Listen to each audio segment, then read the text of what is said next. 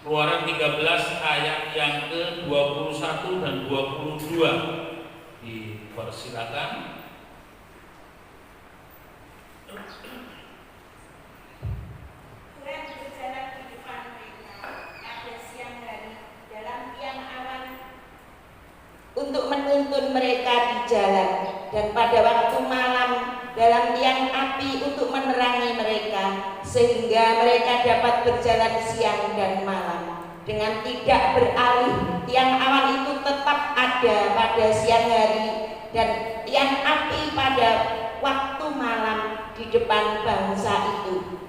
Ya, Bapak Ibu yang dikasihi oleh Tuhan, penyertaan Tuhan ada di segala tempat dan di sepanjang masa.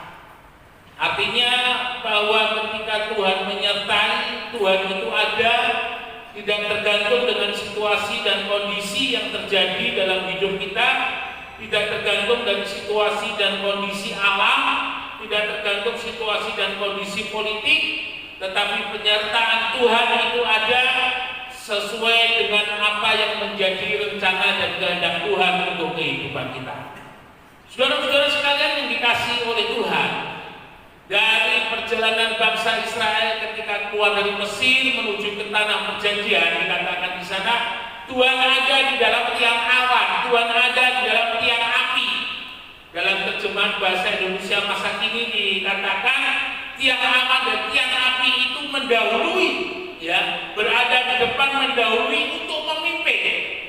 Jadi ketika bangsa Israel untuk masuk yang namanya tanah perjanjian, yang namanya masa depan yang penuh pengharapan, Tuhan yang ada di depan. Dan ketika Tuhan ada di depan, Tuhan ada di dalam tiang awan dan tiang api, tanda yang bisa dilihat. Ini manusiawi sekali. Ketika Thomas diberitahu oleh murid-murid Tuhan sebelum berjumpa dengan Tuhan, murid-murid katakan, Yesus sudah bangkit. Thomas katakan, aku tidak percaya. Aku baru akan percaya ketika jari tanganku, telunjuk tanganku, aku cucukkan di bekas luka daripada Tuhan. Baru aku percaya. Pada hari yang ke-8, ketika Yesus hadir di tengah-tengah murid-muridnya, di mana Thomas di situ ada, Tuhan katakan, Thomas, ya, bawa ke sini tanganmu. Dan Tuhan tuntun Thomas melihat bukti fisik bahwa Yesus sudah bangkit. Bukti secara akal manusia, bukti secara hikmat manusia, Yesus sudah bangkit. Tetapi Tuhan dikatakan di sana, berbahagialah orang yang tidak melihat namun percaya. Nah, dalam perjalanan bangsa Israel, tiang awan dan tiang api, Tuhan ada dalam tiang awan, Tuhan ada dalam tiang api. Artinya apapun yang dihadapi oleh bangsa Israel tidak berjalan sendiri. Ya, ada Tuhan di dalam bentuk yang bisa dilihat, di dalam bentuk yang bisa dimengerti, bahwa kalau ada tiang awan ini, ada tiang api ini, berarti Tuhan ada menyertai di dalam kehidupan daripada bangsa Israel. Bapak Ibu Saudara yang dikasihi oleh Tuhan, situasi dan kondisi yang ada di dalam kehidupan kita, yang terjadi dalam hidup kita, apakah itu karena faktor alam, apakah itu karena faktor politik, ataukah itu karena seperti pandemi COVID-19 sekarang ini, di dalam menghadapinya, ya, perhatikan dengan baik, di dalam menghadapinya itu sangat bergantung dengan hati kita, sangat bergantung dengan iman kita. Ya, artinya bahwa situasi dan kondisi yang ada di sekitar kita itu bisa baik, itu bisa buruk, itu bisa membuat kita maju, itu bisa membuat kita stagnan, atau itu bisa membuat kita mundur dari hati kita, dari iman kita. Ulang kali dalam kehidupan kita sebagai orang percaya, dalam khotbah-khotbah seringkali saya katakan, mempunyai mindset positif, mempunyai berpikir positif. Iman itu berpikir positif. Ya, iman itu berpikir bahwa Tuhan itu ada, Tuhan bersama Dan pada waktunya Tuhan, pembelaan dan pertolongan Tuhan itu akan diadakan, akan diturunkan di dalam hidup kita. Nah, dalam kehidupan bangsa Israel, kalau saudara boleh memperhatikan, Tuhan tidak membuat satu skenario perjalanan, tetapi Tuhan membuat banyak skenario, banyak kisah yang harus dijalani oleh bangsa Israel. Supaya apa? Supaya bangsa Israel paham bahwa pemeliharaan itu ada di segala tempat, ada di sepanjang perjalanan mereka. Ya, jadi ketika melihat Tuhan itu tidak hanya satu sisi, Tuhan yang telah menurunkan tulah atas kehidupan bangsa Mesir, tetapi Tuhan juga mampu yang bertindak jauh daripada pemikiran mereka. Kita ingat ketika Lazarus mati, orang sudah memberitahu kepada Yesus, "Guru, sahabat karibmu yang bernama Lazarus ini sakit keras."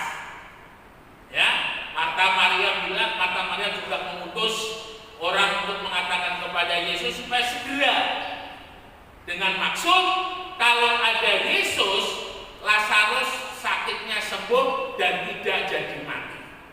Karena selama ini yang dikenal oleh Marta dan Maria tentang Yesus, yang dikenal oleh banyak orang tentang Yesus hanyalah penyembuh, bukan yang lain. Tapi saat itu firman Tuhan katakan Yesus menunda.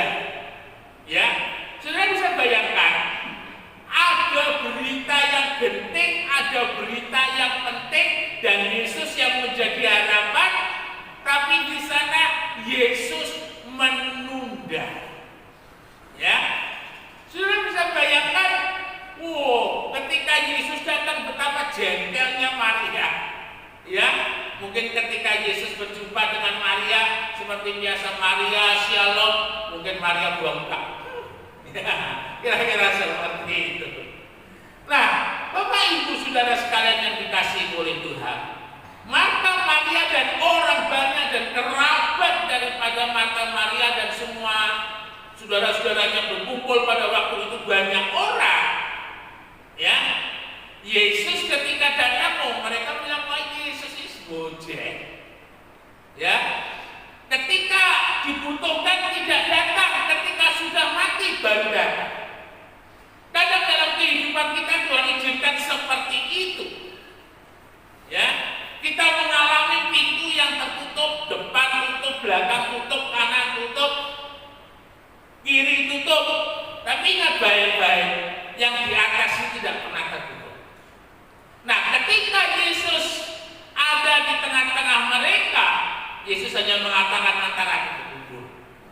Ya, orang pikir Yesus mau meratap di depan kubur daripada Lazarus minta maaf karena tidak bisa hadir ketika Lazarus sakit. Bukan. Yang Yesus lakukan adalah sesuatu yang tidak pernah dipikir oleh orang banyak, oleh Marta dan Maria, sesuatu yang belum pernah dilihat oleh Marta, Maria dan orang banyak. Yesus hanya katakan, "Buka itu batu kubur," dan dari luar Yesus berkata, "Lazarus, bangkit dan keluar." Dan Lazarus keluar. Semua orang takjub karena baru itu mereka melihat orang yang sudah 4 hari mati dibangkitkan oleh Tuhan. Nah, saudara-saudara sekalian yang dikasihi oleh Tuhan Yesus, ketika bangsa Israel keluar dari Mesir, orang Israel hanya pikirannya Allah itu hanya Allah yang menghukum orang Mesir. Ya, untuk itu Tuhan mau di dalam banyak kisah, banyak skenario, bangsa Israel belajar mengenal Tuhan lewat peristiwa-peristiwa yang akan diperhadapkan di hadapan mereka. Nah, ketika mereka menghadapi laut Teberau, saudaraku yang dikasihi oleh Tuhan, bangsa Israel menghadapi satu situasi dan kondisi yang sulit. Karena di belakang mereka melihat tentara Fir'aun sedang mengejar. Saudara yang dikasihi oleh Tuhan, bangsa Israel tidak lagi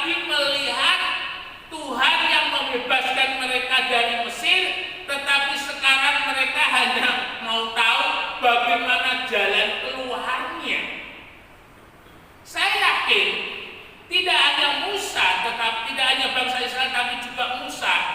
Mereka sebenarnya sama-sama tidak tahu caranya Tuhan untuk membebaskan mereka itu seperti apa. Ya. Tetapi Musa sebagai seorang hamba Allah, dalam tinggal diam dan tenang terletak kekuatan. Dalam kiriman video yang saya khotbahnya Pak Sahabat kemarin katakan bahwa di dalam kehidupan kita, kalau kita dalam kondisi panik, dalam kondisi situasi hati yang tidak baik, maka kita jangan bertindak, karena tindakan kita akan salah. Ya, nah bangsa Israel ketika dalam situasi dan kondisi seperti itu, mereka tidak membuat hatinya tenang.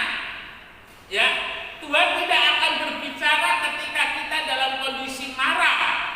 Tuhan tidak akan berbicara ketika kita dalam kondisi kacau. Karena dalam kondisi marah, hati kita itu dikuasai oleh nafsu, dikuasai oleh hawa nafsu. Tetapi Musa sebagai seorang hamba Tuhan, ketika dalam situasi kondisi seperti itu dan didesak oleh orang-orang Israel, cepat bebaskan kami, cepat tolong kami, kalau nggak bisa bawa kami kembali, pimpin kami kembali ke Mesir. Dan ketika Musa mendekatkan diri kepada Tuhan, Tuhan memberikan petunjuk kepada Musa. Ya, berdiri di tepi laut Teberau, angkat tongkatmu. Bapak Ibu Saudara yang dikasihi oleh Tuhan, caranya Tuhan menolong itu nggak terpikir. Caranya Tuhan untuk membebaskan bangsa Israel dari Mesir dengan menyeberang laut Teberau itu nggak terpikir, karena laut itu dibelah. Nah, situasi dan kondisi seperti ini juga yang suatu saat kita mengalami, satu saat, satu masa di mana tidak ada jalan keluar. Jangan mengeluh, jangan marah, jangan mencari kambing hitam, tapi dalam tinggal diam dan tenang, dalam bersekutu dengan Tuhan, doa kepada Tuhan, maka mujizat itu akan dinyatakan dalam hidup kita. Ya, orang kalau hatinya kacau, pikirannya kacau, dia tidak akan bisa dengar pimpinan Tuhan itu berbicara apa, sehingga tindakannya akan salah. Nah, Bapak Ibu Saudara, setelah bangsa Israel keluar dari laut Teberau, bebas dari laut Teberau, maka mereka menghadapi satu masa di mana bekalnya itu habis. Saudara bisa bayangkan 2 juta orang kurang lebih bekalnya habis. Orang kalau sudah lapar, ini mesti dremiming, ya. Dan saudara bisa bayangkan 2 juta orang itu dremiming semua, kayak pasukan lebah. Ya. Nah, ketika mereka bekalnya habis dan mereka belum makan, mereka datang kepada Musa lagi. Mereka lupa bahwa Tuhan sudah melakukan yang luar biasa, laut Teberau itu sudah terbelah. Artinya sesuatu hal yang luar biasa dan ajaib itu bisa Tuhan lakukan kembali untuk memelihara sebagai tanda penyertaan Tuhan atas hidup bangsa Israel. Dan kembali lagi Tuhan memberikan petunjuk kepada Musa bahwa besok bangsa Israel setiap pagi akan memungut mana. Nah, yang menarik saudara, mana itu diberikan oleh Tuhan tidak sehari 2 hari, tetapi diberikan oleh Tuhan selama 40 tahun. Selama bangsa Israel belum bercocok tanam di tanah perjanjian, sebelum bangsa Israel masuk di tanah perjanjian, mereka dipelihara oleh Tuhan selama 40 tahun dengan mana. Dan mana yang diberikan oleh Tuhan itu mana yang tidak pernah basi, bukan mana yang buruk, tetapi mana yang selalu baru, fresh. Makanan yang selalu baru, makanan yang fresh, itu yang diterima oleh bangsa Israel. Selama kapan? Selama 40 pemeliharaan Tuhan. Kenapa Tuhan bawa bangsa Israel di padang gurun? Ya, karena Tuhan mau supaya bangsa Israel tahu bahwa mereka hanya bisa hidup bergantung kepada Tuhan. Nah, dalam kehidupan kita mungkin kita saat ini sedang menghadapi padang gurun. Ya, kalau yang namanya padang gurun, padang pasir itu nggak ada tumbuh-tumbuhan, saudara. Panas sekali. Dan di sana yang ada hanya tiang awan dan tiang api. Dengan kata lain, yang ada dalam kehidupan kita sepanjang masa, di dalam situasi dan kondisi, Tuhan nggak pernah ninggalin kita. Tuhan ada, kuasanya ada di dalam firman-Nya, mujizatnya ada di dalam firman-Nya. Dan ketika kita percaya kepada firman-Nya dan ketika kita hidup di dalam firman-Nya, maka firman itu yang akan memberkati di dalam hidup kita. Firman itu yang akan menolong di dalam kehidupan kita. Firman itu yang akan menguatkan dan meneguhkan di dalam kehidupan kita. Ya, jangan pernah kendor, jangan pernah lemah, tetapi pandang terus pada Tuhan. Ya, selama kita masih mau beriman, selama kita masih mau percaya, menyerahkan hidup dalam pimpinannya Tuhan, apapun yang terjadi di sekitar kita tidak akan bisa menggoyahkan kita. Tuhan yang menjadi tonggak kemenangan kita, Tuhan yang menopang tangan kita, Tuhan yang menopang hidup kita, Tuhan yang memegang tangan kita. Dan pasti badai itu pasti berlalu bersama-sama dengan Tuhan. Selalu ada harapan di dalam Tuhan Yesus, selalu ada kemenangan bersama dengan Tuhan Yesus, karena berkatnya selalu pertolongannya selalu ada untuk setiap kehidupan kita. Immanuel, Tuhan Yesus memberkati, beri kemuliaan bagi nama Tuhan. Haleluya.